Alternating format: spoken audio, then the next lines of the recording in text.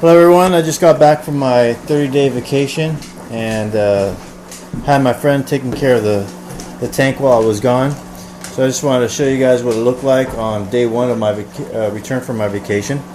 The first thing I noticed is the gurgling. Not a big deal, I just have to adjust the gate valve on the Hurry method overflow there.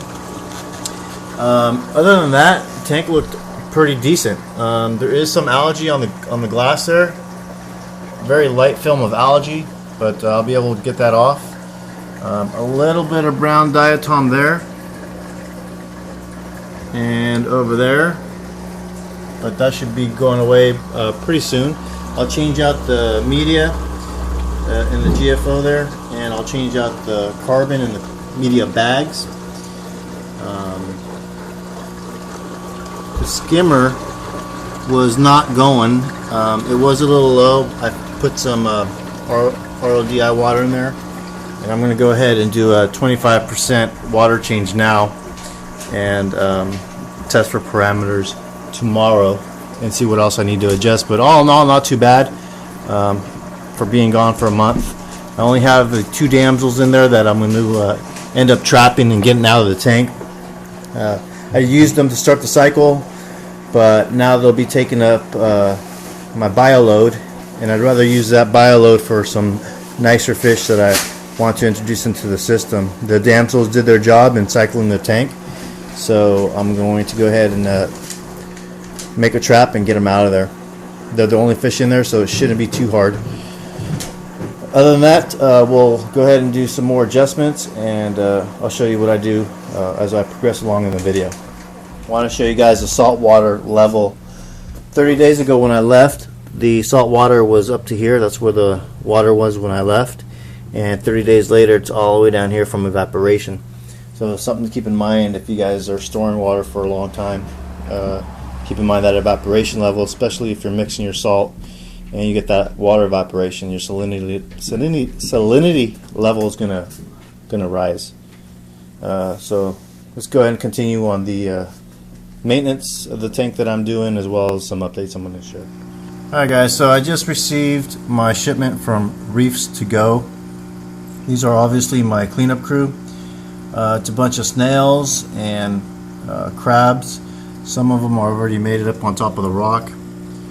And I also got 2 Bristle Starfish that are in there. You can see one way in the back there, and then a smaller one up against the glass here. I also ordered a goby and a shrimp pair, but the goby didn't make it, so I'll be sending him back. And then I also have a Scarlet Shrimp that will be in there. I've already acclimated all these guys and placed them in the tank. So I have my cleanup crew rolling in the tank now, and they're already starting to do their thing with the sand and jumping up on the rocks.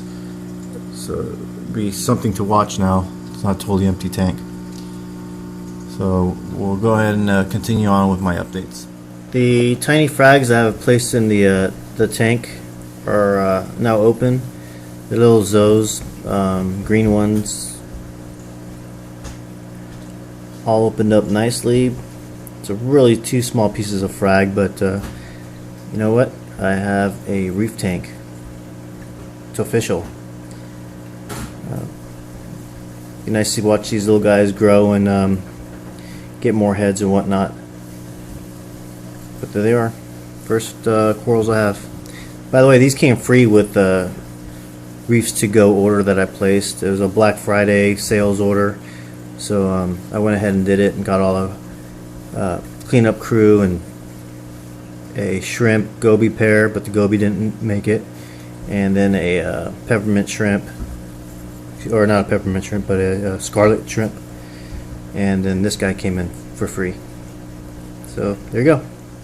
Yeah, so it's the day after I introduced the cleanup crew into the tank. As you can see, they've pretty much, for the most part, have spread out all through the sand, the rock, and the glass.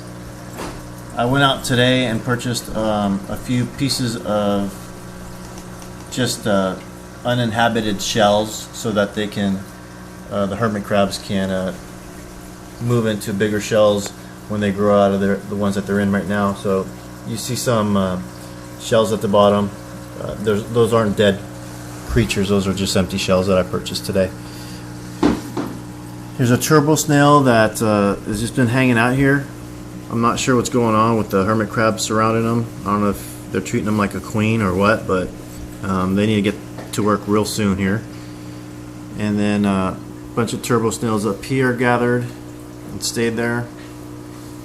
My Bristle Starfish, one of them, is in the rock, and it's amazing how they can just cram themselves in there. But it's right above my finger here. You can just barely see a little bit. And then the other one is right over here. You can barely see a leg sticking out of the rock there. He's the bigger of the two. And those guys are going to be great for the detritus. And then my Scarlet Shrimp is probably my favorite so far. He's just got a lot of personality, hangs out, likes company, and it's really cool to watch. The two damsels that I have been behaving themselves so far, so I'm happy with that. Catching these guys has proven to be difficult, and I really don't want to even contemplate removing the rock to get these guys, but I don't know what other options I'm going to have. I have a video coming out on my attempt to capture these guys with a do-it-yourself trap that I'll be putting out. But not a big deal, I know, they're just cleanup crews, but for me, for somebody that's been working on the system since the summertime, I finally have some life starting up in this tank. It's really exciting for me. So I know a lot of you have been following me. I'm up to 200 subscribers. I really appreciate that. Didn't expect that at all. So I just wanted to share with you guys my progress on my reef tank build here. And that'll do it for this episode. Stay tuned for additional updates. I'll have another video coming out on my do-it-yourself fish trap, and also another video coming out on my automated calcium and alkalinity dosing using the Reef Keeper. Alright, there's the system, and thanks for watching.